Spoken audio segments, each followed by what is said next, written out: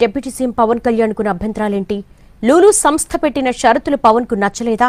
మంత్రివర్గ సమావేశంలోనే లూలును పవన్ ఎందుకు వ్యతిరేకించారో ప్రస్తుతం రెండు తెలుగు రాష్ట్రాల్లోని అంశం హాట్ టాపిక్ అయింది.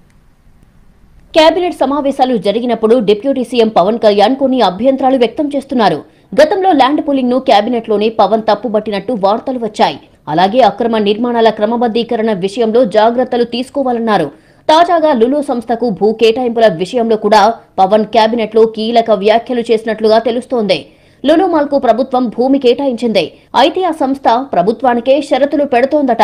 కృష్ణా జిల్లా మల్లవల్లి మెగా ఫుడ్ పార్క్ లో లులు గ్రూప్ లో భాగమైన మెస్సర్స్ ఫెయిర్ ఎక్స్పోర్ట్స్ కు 7.48 ఎకరాలను కోర్ ప్రాసెసింగ్ సెంటర్ ఏర్పాటుకు లీజుకివ్వాలనే ప్రతిపాదన వచ్చింది. ఆ సమయంలో ఆహార శుద్ధి పేరిట అక్కడ ఏం చేస్తారో సమాచారం ఉందా అని పవన్ కళ్యాణ్ ప్రశ్నించారు. ఆహారాన్నే శుద్ధి చేస్తారని అధికారులు బదులిచ్చారు. ఆహార శుద్ధి అని ఊరికే అంటే కుదరదు. అసలక్కడ ఏ పని చేస్తారు? కూరగాయలు, పండ్లు సాగు చేస్తారా? ఉద్యానవన పంటలు సాగు చేస్తారా?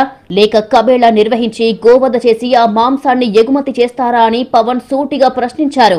గోవధ జరగడానికి వీల్లేదని, అందుకు తాము పూర్తి వ్యతిరేకమని స్పష్టం చేశారు.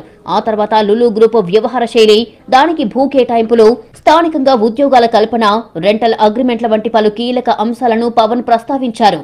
లులు గ్రూప్ లో స్థానికులకు ఎన్ని ఉద్యోగాలిస్తారు?